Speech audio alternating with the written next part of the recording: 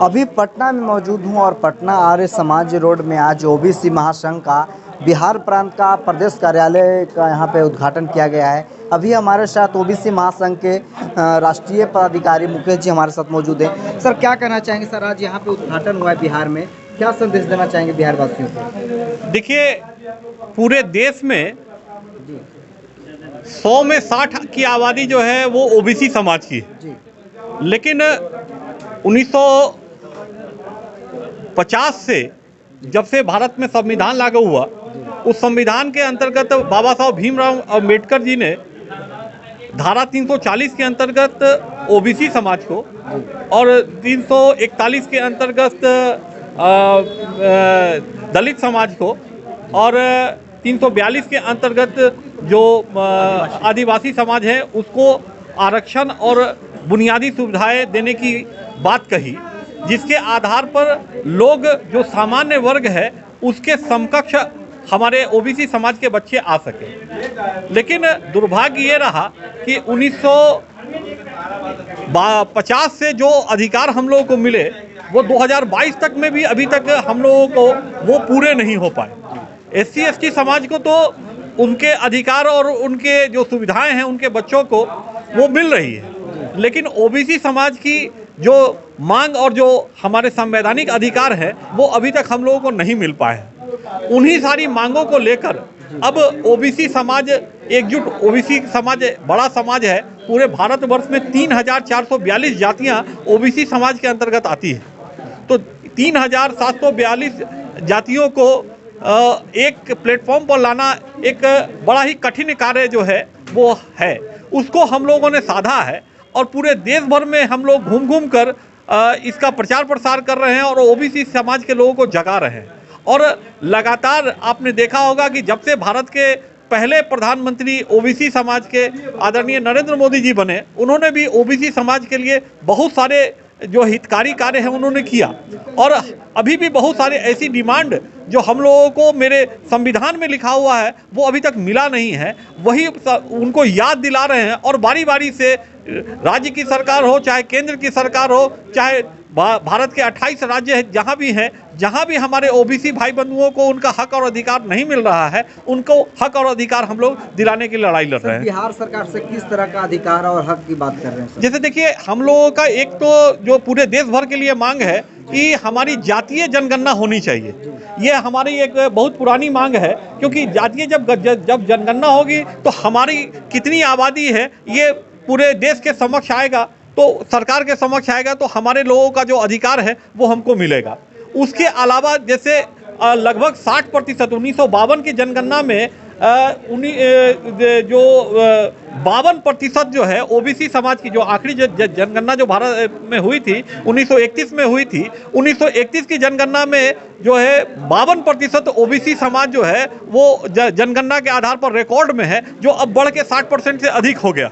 तो उस ओबीसी समाज को जब उसके बहुत सारे जो अधिकार जो है, जैसे 60% आबादी होने के बावजूद केवल 27% का आरक्षण हमको मिला, और वो भी आरक्षण जो है हर राज्य में 27% नहीं मिला। जैसे बिहार में भी 20% आरक्षण हमें मिल रहा है, जबकि हमको संविधान ने 27% आरक्षण का अधिकार दिया है, लेकिन हमको बिहार में 20% आरक्षण मिल रहा है। और कई राज्यों में जहां SC ST का संख्या ज़्यादा है वहां हमारे ही आरक्षण में से, चूंकि 50% से अधिक का बैरियर हम लोग तोड़ नहीं सकते हैं, तो जो ओबीसी समाज का आरक्षण है उसी को काटा जाता है अन्य राज्यों में भी। हम लोग इसी को जो है कह रहे हैं कि अगर पूरे भारतवर्ष में अगर हमको 27% आरक्षण मिला है तो 27% आरक्षण हर राज्य में हमको मिलना चाहिए, केंद्र में भी और राज्य में भी। सर, अपने संगठन को बिहार में कैसे विस्तार करेंगे सर, क्या रणनीति बनाए?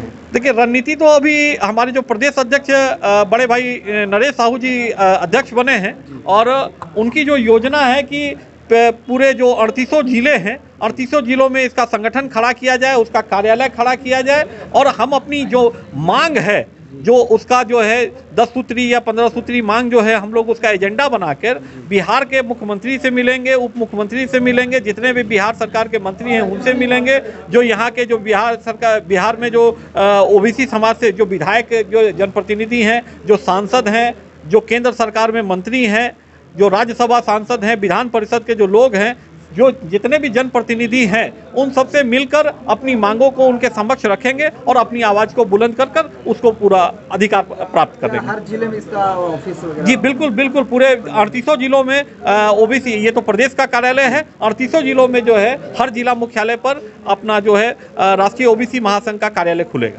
धन्यवाद। अभी बिहार के पटना में मौजूद हूं और पटना में जो है कि ओबीसी महासंघ का प्रदेश कार्यालय का आज उद्घाटन किया गया है और राष्ट्रीय ओबीसी महासंघ के राष्ट्रीय अध्यक्ष डॉक्टर बवन राव तायवाड़े जी हमारे साथ मौजूद हैं। इनसे जानना चाहेंगे सर, बिहार में भी इसका उद्घाटन किया गया कार्यालय के सर, क्या संदेश देना चाहेंगे बिहार वासियों को सर? बिहार वासियों को इस माध्यम से हम एक ही संदेश देना चाहेंगे कि बिहार प्रदेश यह पहले से ओबीसी प्रदेश करके जाना जाता है और इसलिए बहुत सारी सुविधाएं इस बिहार प्रदेश में ओबीसी समुदाय को दी जा रही है, लेकिन भारत के संविधान के कलम 340 के अनुसार जो सुविधाएं मिलनी चाहिए वो अभी तक पूरी नहीं मिल रही है। भारत के संविधान में 3 ही कलम है, एक 340 ओबीसी समुदाय के लिए, 341 शेड्यूल का समुदाय के लिए और 342 आदिवासी समुदाय के लिए। जब परम पूज्य डॉक्टर बाबा साहेब आम्बेडकर ने ये संविधान लिखा था तब ये तीनों कलमों के लोगों को एक सरीकाए सुविधाएं देने का प्रावधान उसमें था, लेकिन हमारा ओबीसी समुदाय जो देश के 3742 जातियों में बटा हुआ है वो ऑर्गेनाइज नहीं होने के कारण हमें 1952 से सुविधाएं नहीं मिली। वो मिलाने के लिए 40 साल संघर्ष करना पड़ा। 7 अगस्त 1990 को तत्कालीन प्रधानमंत्री वीपी सिंह साहब ने मंडल आयोग की सिर्फ 2 सिफारिशें लागू की, वो भी अभी तक पूरे नहीं मिल रही है। तो अभी इसीलिए ये राष्ट्रीय ओबीसी महासंघ के माध्यम से हम लोग पूरे देश के 3742 जाति में बटे हुए ओबीसी को संगठित कर केंद्र सरकार से और राज्य से ये अपील कर रहे हैं कि हमें संविधान के कलम 340 के अनुसार, जैसा मंडल आयोग की सिफारिश से है, नच्छीपन आयोग की सिफारिश से, स्वामीनाथन आयोग की सिफारिश से है, ये सारे सिफारिशें गवर्नमेंट ने कमीशन बिठाए थे, हमने तो नहीं बिठाए थे। जब आपने ही कमीशन बिठाए थे और उन कमीशन ने जो सिफारिशें की बताई वो सारी सिफारिशें ओबीसी समुदाय को लागू होनी चाहिए, ये मांग को लेकर हम पूरे देश के ओबीसी को इकट्ठा कर रहे हैं और केंद्र सरकार और हर राज्य सरकार के सामने हमारी मांगे मांग रहे हैं। संगठन विस्तार के लिए किस तरह का रणनीति बनाया है सर? देखिए, आप देख रहे हैं कि आज बिहार प्रदेश के कार्यालय का पटना में उद्घाटन हो रहा है। इसी तरह हर राज्य में वहाँ के राजधानी के शहर में जाकर वहाँ पहले हमारा मुख्य कार्यालय बनेगा राज्य का, और वहाँ के जो राज्य के पदाधिकारी है अब ये यहाँ से हर जिला में जाएंगे, एक तहसील में जाएंगे, गांव में जाएंगे और वहाँ के ओबीसी लोगों को एक साथ जोड़ेंगे, इकट्ठा आकर राज्य सरकार के सामने अपनी मांगे रखेंगे। केंद्र में आके सारे राज्यों के लोग दिल्ली में जमा होकर केंद्र सरकार के सामने हम अपनी मांगे रखेंगे। उसी के तहत 7 अगस्त 2022 को हम लोग दिल्ली में तालकोटरा स्टेडियम में इस राष्ट्रीय ओबीसी महासंघ का 7वां अधिवेशन लेने जा रहे हैं। सर, आपका जो संगठन है ओबीसी महासंघ है, किसी राजनीतिक पार्टी को सपोर्ट करती है सर? ना, हमारा राष्ट्रीय ओबीसी महासंघ किसी राजनीतिक पार्टी को संबोधित नहीं करता। सारे राजनीतिक पार्टी के लोग मेरे महासंघ में, हमारे महासंघ में। हमारा एक ही कहना है, आप जो पॉलिटिकल पार्टी में काम करना है वो पॉलिटिकल पार्टी में काम करो, अपने पार्टी में ओबीसी की बात रखो, सिर्फ पार्टी के कार्यकर्ता बन के मत रहो। अभी तो मोदी जी का गुणगान हो रहा था सर, बस। नहीं, अब वो बीजेपी के तो मोदी जी का गुणगान गाएंगे, जब कांग्रेस के लोग इस डायस पे आएंगे तो अपने नेता का, पॉलिटिकल आदमी तो अपने नेता का ही गुणगान गाएगा। और वो गुणगान गाने में कोई गलत नहीं है क्योंकि वो पॉलिटिकल पार्टी से जुड़े, लेकिन यही पॉलिटिकल पार्टी के ओबीसी नेताओं ने हमारी मांगे अपने प्रदेश कार्यकारिणी में, देश कार्यकारिणी में रख के और लोकसभा विधानसभा में रख के हमारे ओबीसी समुदाय को न्याय देना चाहिए, ऐसी हमारी उम्मीद। जैसे सर, आगामी चुनाव में किसी पार्टी को आप सहयोग नहीं करेंगे? नहीं, आज तक नहीं किया हमने। क्या सर, अपना उम्मीदवार भी उतारेंगे क्या? चुनाव में अपना उम्मीदवार भी उतारेंगे? अभी देखिए, पहले तो हमें हमारे लोगों को संगठित करना है। आज हमारे लोग ही संगठित नहीं है और हम क्या उम्मीदवार खड़ा करेंगे? पहले तो हमारे लोगों को संगठित करके उनको अपने अधिकारों के बारे में जागरूक करना है कि संविधान ने हमें कौन सी सुविधाएं दी और हमें क्यों नहीं मिल रही है। आप लोग क्यों नहीं चिल्लाते इसके बारे में। जब ये संगठित हो जाएंगे और सब सारे लोग जो निर्णय लेंगे वो हम मान्य करेंगे। आज तो हमारा कोई विचार नहीं है। राष्ट्रीय ओबीसी महासंघ का प्रदेश कार्यालय का उद्घाटन किया गया, इस संदर्भ में क्या कहना चाहेंगे बिहार वासियों से और क्या संदेश होगा सर? सबसे पहले तो हम सभी को धन्यवाद देते हैं, खासकर ओबीसी समाज के जितने भी लोग आए हैं, जिम्मेवार साथी, सभी लोगों को धन्यवाद देते हैं और बधाई भी देते हैं पूरे बिहार के ओबीसी वर्ग को कि आज ओबीसी की आवाज़ उठाने वाला कोई बिहार में नहीं संगठन था, लेकिन आज ओबीसी राष्ट्रीय ओबीसी महासंघ के कार्यालय खुलने के कारण आज ओबीसी की आवाज़ हम लोग बिहार सरकार से लेकर केंद्र सरकार तक उठाएंगे। और जो 10 सूत्रीय मांग है हमारा ओबीसी राष्ट्रीय ओबीसी महासंघ का, 10 सूत्रीय मांग में बहुत, जैसे कि हमारा जातीय जनगणना हो गया, हमारा आरक्षण की सवाल पर हो गया और तमाम बहुत तरह की सवाल है, जितने भी सवाल है जो संविधान में हमारा बाबा भीमराव अंबेडकर ने दिया है। 1952 में हम लोग को आरक्षण मिला, लेकिन 41 और 42 संविधान की धारा 41 और 42 में एससी और एसटी को मिला, लेकिन ओबीसी जो 240 धारा था उसके तहत हम लोग को अभी तक 27% आरक्षण नहीं मिला है। कहीं कहीं कमोबेश स्थिति स्टेट की अलग है, चाहे बिहार हो या तमिलनाडु, ये 2 स्टेट ऐसा है जहाँ की आरक्षण को पूर्ण रूपेण नहीं लेकिन ठीक तरह से और राज्यों की अपेक्षा लागू किया गया है। हम चाहते हैं कि जो संविधान में बाबा भीमराव अम्बेडकर ने जो लिखा है, पिछड़ों को जो आरक्षण 27% वो पूर्ण रूप में मिले और 10 सूत्री मांग पर हम लोग उसको आगे ले जाएंगे। बस हमारा यही है। ओबीसी संघ का उद्घाटन कितना काट के सर की है, इसका क्या उद्देश्य क्या है सर? बीजेपी के लीडर है। देश का सौभाग्य है कि पहली बार भारतीय जनता पार्टी ने एक ओबीसी समुदाय के लोगों को भारत का प्रधानमंत्री बनाया। ये भाजपा के लिए गर्व की बात है। लेकिन मैं फिर बार बार एक बात कहता हूँ, अगर हम ओबीसी के उत्थान की बात करते हैं कि किसी वर्ग विशेष के खिलाफ की बात नहीं करते। और आप देश के अंदर देखा होगा आपने, माननीय प्रधानमंत्री जी ने जो गैर आरक्षित वर्ग के लोग उनको भी 10% आरक्षण बिना किसी खून खराबे के दिए। यही भाजपा की नीति है। ओबीसी समुदाय का नेता जब बड़े पौधे पर पहुंचता है, चाहे वो कर्पूरी ठाकुर के रूप में हो या नरेंद्र भाई मोदी के रूप में, समाज के सब वर्गों की चिंता करता है और ओबीसी के हितों का संरक्षण करता है। सर आगे की राजनीति क्या है, किस उद्देश्य से इसको उद्घाटन किया गया है? आपको समाज की जो डिमांड है, महासंघ ने कई डिमांड्स रखे हैं, उसमें कई तो पूरे भी होंगे। जो लोगों ने पहले रखा था डिमांड कि पिछड़ा वर्ग आयोग को संवैधानिक दर्जा प्राप्त हो जाए, संवैधानिक दर्जा प्राप्त हो गया। और भी कई डिमांड्स हैं जिनको जैसा पहले बताया गया आपको, अलग अलग राज्यों में ओबीसी के लिए अलग अलग आरक्षण की व्यवस्था है।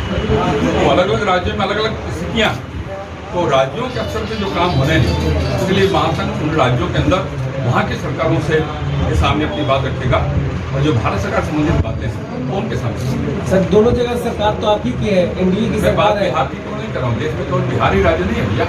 आप बिहार से आते हैं सर, ऑलरेडी बिहार पर ही सवाल उठाया जाएगा सर।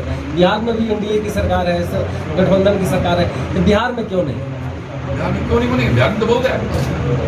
बिहार में तो पहले से ही है, पहले से ही पिछड़े वर्ग के लिए जितनी आरक्षण की सुविधा है, पंचायतों के चुनाव में, नगर निकाय के चुनाव में जो आरक्षण है, उसके कारण से पिछड़े वर्ग समुदाय के लोग बड़ी मात्रा में स्थानीय चुनाव में जीत करके आ रहे हैं। ये सुविधा तो बिहार में पहले से। तो जितनी संख्या में ओबीसी की आबादी उसके हिसाब से अभी तक आरक्षण नहीं मिल पाया है, उसके बारे में क्या कहना चाहिए? अगर मिल जाता तो क्यों ये संगठन बनाया? जरूरत क्या इसके लिए संगठन बनाया। इस संगठन के माध्यम से आगे चल के और क्या करना चाहते हैं? मुझे यार आगे नहीं करेंगे। इस संगठन के माध्यम से जैसा कि संविधान के कलम 340 में ओबीसी एक संवर्ग है, 341 शेड्यूल कास्ट एक संवर्ग है और 342 शेड्यूल ट्राइब एक संवर्ग है। ये तीनों कैटेगरी को 1952 से सुविधाएं मिलनी चाहिए थी, लेकिन 341 और 342 में SC/ST को जो सुविधाएं मिल रही है वो अभी तक 340 के तहत आइडेंटिफाइड ओबीसी संवर्ग को नहीं मिल रही। वो सारी सुविधाएं हमें पूरे देश में और हर राज्य में मिलनी चाहिए। इसलिए राष्ट्रीय ओबीसी महासंघ हर राज्य में और पूरे देश में संघर्ष कर रहा है। ये मांगे रख रख के हर एक स्टेट से उसकी मांग आनी चाहिए, हर एक राज्य से उसकी मांग आनी चाहिए, और केंद्र सरकार हो या जैसा अभी सर जी ने कहा कि सुविधाएं मिल रही, लेकिन और बहुत सारी सुविधाएं जो है वो हमें बिहार सरकार से ओबीसी के लिए मिलाना पड़ेगा। ये अभी तक कोई संगठन सामने नहीं आ रहा था और उनके ध्यान में नहीं ध्यान आकर्षित नहीं हो रहा था किसी मांग के तरफ। ये अभी हमारे बिहार प्रदेश के अध्यक्ष एवं उनकी पूरे कार्यकारिणी बिहार सरकार के सभी विधायकों से मिलेगी, मंत्री महोदय से मिलेगी, मुख्यमंत्री महोदय से मिलेंगे। उनका ध्यान हमारी मांगों की ओर आकर्षित करेंगे, जैसा कि हमारे बच्चों को छात्रावास हर जगह में होना चाहिए, हमारे बच्चों को 100% स्कॉलरशिप मिलना चाहिए, फॉरेन में जाने के लिए स्कॉलरशिप मिलना चाहिए, ये विद्यार्थियों के लिए सुविधा है। केंद्र में जैसा हमारे लिए ओबीसी मंत्रालय होना चाहिए, पूरे देश में और हर राज्य में ओबीसी की जांच न्याय जनगणना होना चाहिए। जैसा मैंने जब भी कहा कि ये जो राजकीय आरक्षण हमें मिल रहा था 1994 से, तो सुप्रीम कोर्ट के निर्णय से वो अभी थोड़ा इस अड़चने में आ गया। तो आपके माध्यम से भी हम और केंद्र सरकार से विनती करते हैं कि संविधान के जिस कलम 243D6 और 243D6 से ओबीसी समुदाय को पॉलिटिकल आरक्षण दिया गया है, उसमें अमेंडमेंट करके दुरुस्ती करके ये सुप्रीम कोर्ट ने जो ट्रिपल टैक्स लगाया वो हटा दो और एक अमेंडमेंट करके पूरे देश के 60% ओबीसी को 27% पॉलिटिकल आरक्षण बाहर करो। ये मांग हम आप लोगों के माध्यम से केंद्र सरकार के सामने रख रहे हैं। केंद्र सरकार उस पर विचार करेगी, ऐसी हमें पूरी उम्मीद है। लेकिन संघर्ष से जारी रखना पड़ता है। हमारे बच्चों को 100% स्कॉलरशिप नहीं मिल रही, हमारे किसान भाई 60 साल के होने के बाद किसान मजदूरों को पेंशन नहीं मिलती है, पेंशन मिलनी चाहिए। ऐसी बहुत सारी योजना है कि जो ओबीसी समुदाय के संविधान के कलम 340 के तहत सरकार ने देनी चाहिए। लेकिन अब अभी तक हम लोग ओबीसी लोग बटे हुए थे, बिखरे हुए थे, ऑर्गेनाइज नहीं थे, और ऑर्गेनाइज होकर हमारी आवाज़ हर सरकार के राजधानी तक और दिल्ली तक नहीं पहुंचती थी। आज राष्ट्रीय ओबीसी महासंघ पूरे देश के ओबीसी की जनता को एक छत्र में लाकर एक साथ ऑर्गेनाइज होकर सारे पॉलिटिकल पार्टियों के सामने हम हमारी डिमांड लेकर जाते हैं। उससे विचार विमर्श हो रहा, मुझे ऐसा बहुत खुशी हो रही है। कल ही राज्यसभा में डिबेट चल रहा था, तो अपने राज्य के सुशील मोदी जी ने राज्यसभा में बहुत अच्छी बात रखी वहाँ पर कि जो पॉलिटिकल रिजर्वेशन धोखे में आया है, इसको सरकार को बचाना पड़ेगा, कुछ नया कानून बनाना पड़ेगा, ट्रिपल टेस्ट करने की गरज नहीं। तो इस तरह से विधायकों के सामने हम संविधान के तहत जो बातें होनी चाहिए वो रखते हैं, उस पर विचार विमर्श होता है, और वो लोकसभा हो, राज्यसभा हो, विधानसभा हो या विधान परिषद हो, वहाँ पर उस पर चर्चा होकर एक मांग एक साथ तो सारी मांगे होने वाली नहीं है। लेकिन मुझे खुशी है कि केंद्र सरकार भी हमारे मांगों की तरफ ध्यान दे रही है, हर राज्य सरकार भी हमारे मांगों की तरफ ध्यान दे रही है। और मैं ये कहूँगा आपके माध्यम से कि ओबीसी के उत्थान का मार्ग अभी आज़ादी के 75 साल के बाद सब लोग इकट्ठा आने से धीरे धीरे चालू हो गया है। ये हमारे लिए थोड़ी खुशी की बात है, पूरी खुशी की नहीं, लेकिन थोड़ी की खुशी। इसलिए सारे राज्यों में हम लोग प्रदेश कार्यालय का ओपनिंग कर रहे, तालुका कार्यालय, जिला कार्यालय, और सारे ओबीसी को जो 3742 जातियाँ इस देश में ओबीसी में है, ये 3742 जातियों को इकट्ठा लाने का काम राष्ट्रीय ओबीसी महासंघ कर रहा है। धन्यवाद।